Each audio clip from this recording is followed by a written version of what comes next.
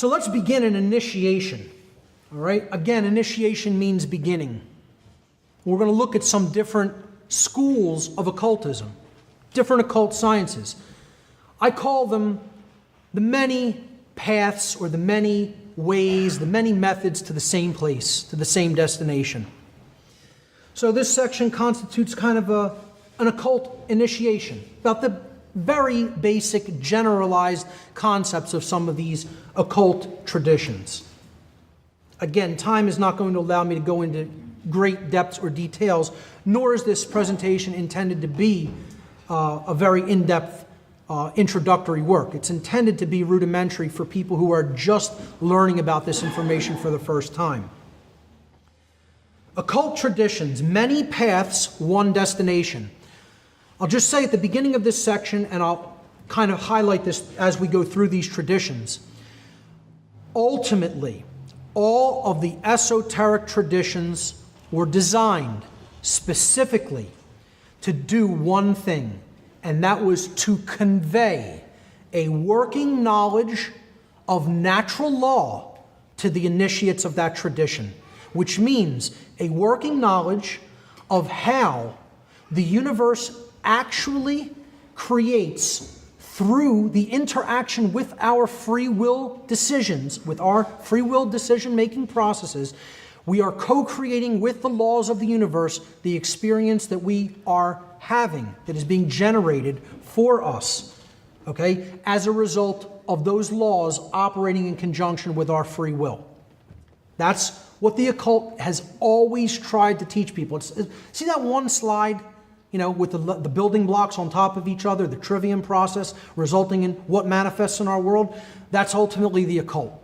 That is the occult traditions. They were trying to teach people how the laws of nature work in conjunction with the decision-making processes of the individuals of a society. So let's look at a few of these traditions. Probably the oldest occult tradition on earth is shamanism. And some people don't look at it as an occult tradition. I personally do. And shamanism, like the occult in general, isn't one thing. You can get down into, you know, subsections, subgroupings of shamanistic practices. You know, different practices are practiced in different regions of the world, in different cultural regions, different geographic regions. In general, I feel that shamanism grew out of very, very, very ancient knowledge which was brought here from another place, ultimately. And this connects with my work in cosmic abandonment and the information I've been going through on my radio show recently. But I think the earliest shamans were working with high-level ancient knowledge, and they were working with knowledge of spiritual realms and different levels of consciousness that are out of the ordinary, out of the realm of what we would consider ordinary levels of experience or consciousness. It's a very internal work. But then the true shaman brings the internal work that they've done within themselves back out into the seeming external domain and applies it in their society. So as such, a shaman is a way shower. What shamanism actually is an ancient tradition of knowledge comprising practices that involve a practitioner reaching altered states of consciousness via diverse techniques. Some of these techniques can include music, dancing, endurance practices, endurance scenarios, extremes of temperature, or ingestion of hallucinogenic compounds, and many other techniques as well, in order to encounter and interact directly with intelligences existing in purely spiritual domains. The word shaman itself means one who sees in the dark. As a word, that's what it means. So while darkness is present all around, the shaman can still see in the darkness. He has night vision, in other words. And he's employing that for the benefit of the people around him who have difficulty seeing in that darkness. Again, as such, shamans were considered way showers of their people. those who are capable of showing the people of their society the way out of darkness and chaos and into the light of knowledge. Shamans were those who had attained understanding of both the forces dwelling within the human psyche, which was the bulk of their work. The bulk of their practices dealt with those techniques to work with the psyche, particularly the very deeply nested and dark material of the human subconscious. But they also worked with the forces that are inherent in nature, what I call natural law. And they used that knowledge for the benefit, for the healing, and for the uplift of their respective communities. That's the best definition that I could think of for explaining exactly what the set of practices that comprise shamanism is. Again, it is a diversified set of practices. It is not one thing. Shamans often employ hallucinogenic compounds, which have been called many different names in different cultures and throughout different times in history. I just want to go through some of the names and break down some of the words because, as we're going to get into symbolism later, words are very symbolic in many cases, and the subsections of the words that are used to comprise them coming from different ancient languages, when we break them down etymologically and look at the etymology of the word, it tells us so much about the intended meaning of the word. So some of these hallucinogenic compounds that shamans have used over the centuries, the natural ones, some neo-shamans use these new designer hallucinogenic compounds, which I won't be getting into, but the three traditional ones that have been used in a widespread way all over the earth are cannabis in its different forms as sativa or indica, different variations of hallucinogenic mushrooms that grow in every continent of the world, and the ayahuasca vine, or some of the different analogs of ayahuasca prepared often in South America and Central America. So ayahuasca is one of the key, active ingredients actually in ayahuasca is dimethyltryptamine. That's not pictured here. This is the actual MAO inhibitor that works with dimethyltryptamine to make it orally active, to comprise an ayahuasca analog on the right-hand side here. That's Mimosa hostilis root bark, used by many shamans to create ayahuasca by adding a plant material that contains DMT to that and cooking it down. DMT is another entheogenic or psychedelic compound that shamans have often used, or derivatives of that, or very similar compounds to that, like bufotenine. But to just go back to the etymology of the word, entheogen is a more modern way of looking at hallucinogens or psychedelics. It comes from the Greek and Latin. The Greek prefix "en" means within, the first part of the word. Then in the middle of the word we have theo. That comes from the Greek noun theos, which means God or divinity. And then the last part, gens, in entheogen, comes from the Latin verb generare, which means to create. So we put these three root words together, and entheogen means to create or generate the divine within. It doesn't mean to become God. It means to work with and grow the spark of the divine within the individual by communing with this force that is capable of opening up an other dimensional experience within us. So you're seeing a divine realm or an otherworldly realm within the mind's eye when you commune with these compounds or helper spirits.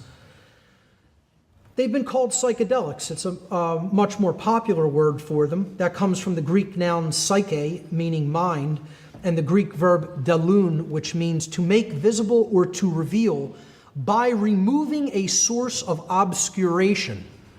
Now, what have I just said there? To make visible or to reveal by removing a source of obscuration is to do what? To de-occult. Literally, the word psychedelic means to de-occult. And again, I don't advocate for the irresponsible use of any of these compounds. I feel that they have a specific purpose that they can be used for to uplift human consciousness if they are worked with in a respectful way.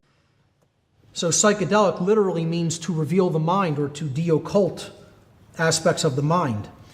These were the true sacraments of the ancient world, employed by early human beings.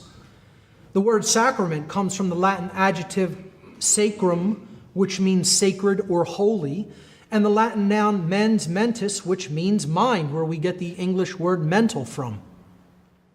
Again, a sacrament is something that is capable of helping us to foster a holy mind or a sacred mindset. That's why the sacraments of the ancient world were active ones. They were active compounds that were given to the congregation or the initiates of the shamanic tradition. Now, in today's religion, it has become an esoteric religion, a fragmentary memory of true shamanism of the past, of the ancient world, and we now have inert sacraments that are often given to religious congregations, which don't actually provide any different or mind-altering state of consciousness. Sacraments or psychedelics or entheogens have also been referred to as communion. This is a religious term, of course, in the Christian tradition. It comes from the Latin preposition com, which means together, and the Latin verb munere, which means to build or to strengthen or to fortify or to protect. So when we look at the word tradition, etymologically, it actually means to build together. And that's what communion within a community will help you to do. It'll help you to build strength together and to come into a state of protection by understanding morality and natural law.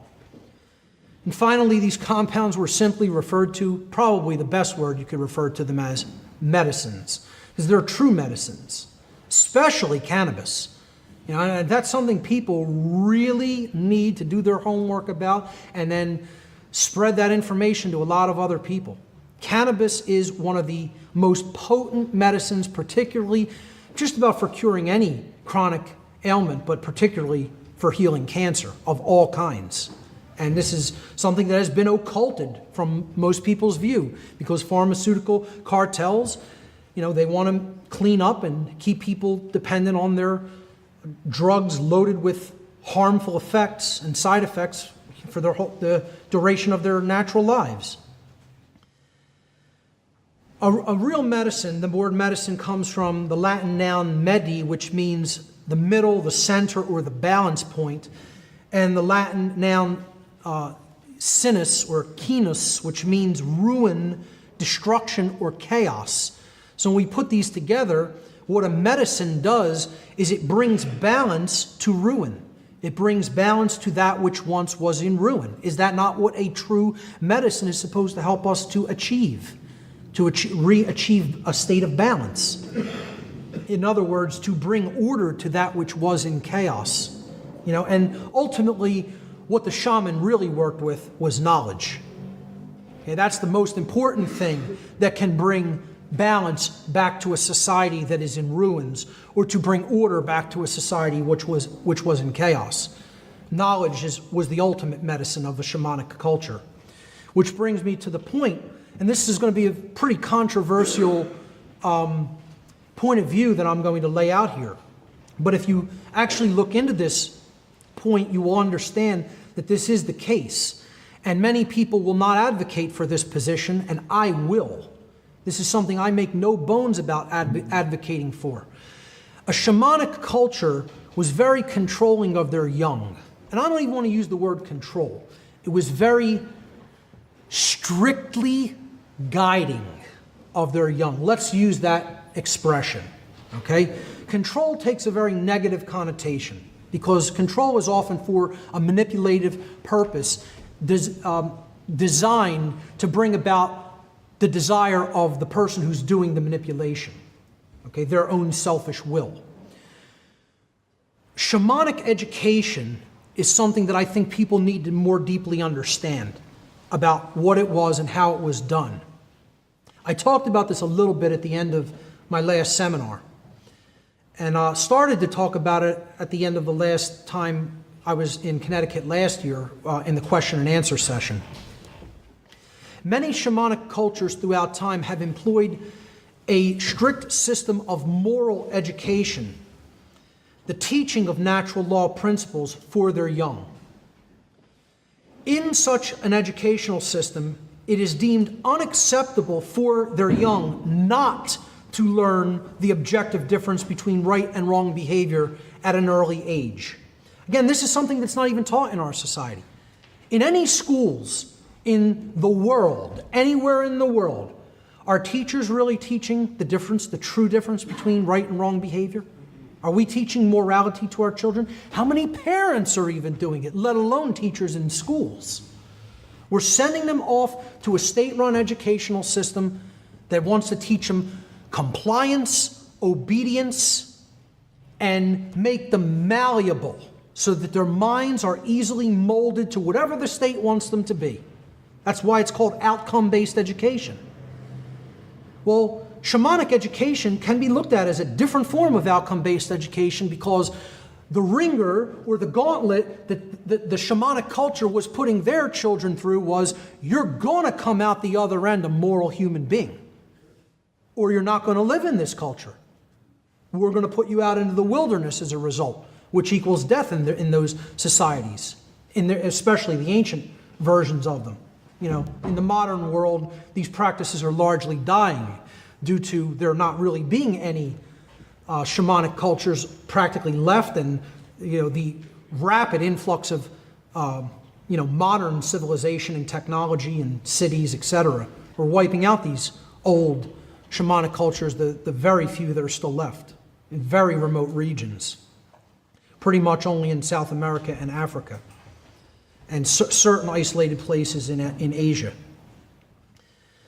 So the small percentage of those children who proved unable or unwilling to learn such moral sensibilities during their childhood may have often been ostracized from the shamanic culture upon reaching adulthood.